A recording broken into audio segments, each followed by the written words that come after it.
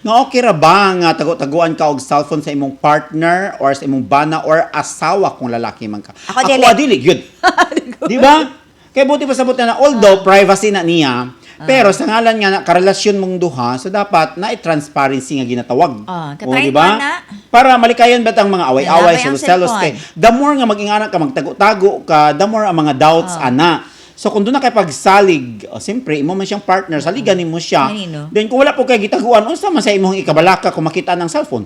Kung imo na siyang ikuan diya, i-open sa iya, makita niya, i-open niya o mag-scroll siya diya, iya na siyang utingkayon diya. Kung wala kay gitaguan, unsa may imong ikabalaka? Kung gusto ka, na yung kay kitaguan, i-delete na tanan ninyo mga talks din ha. Nya paghawaman, ina siya, nga na ako sa balay, pauli na ko, ay pag-chat.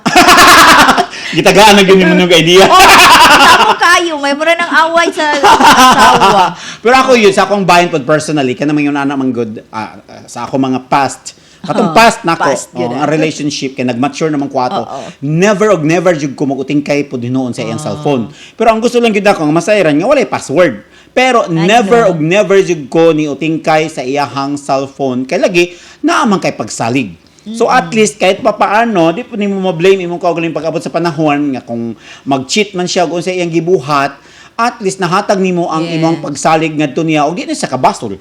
Mo di ba kay talag sarap pa ba ng tao nga mohatag gyud sa pagsalig. So mo na siya. Although privacy na niya pero mas may gyud ang transparency sa gyud hinuon.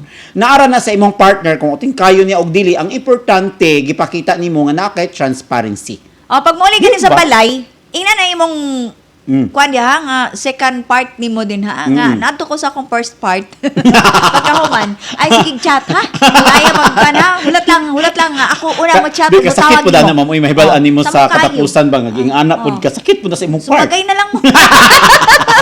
Medyo na may tabo. Ayan.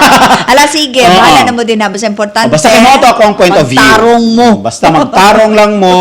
Dapat sa relasyon gyud ihatag gyud ang imong transparency sa imong Kanino. isig kay nga bahala ko ting kayo niya o dili, basta importante imong gipakita nga transparent kaniya.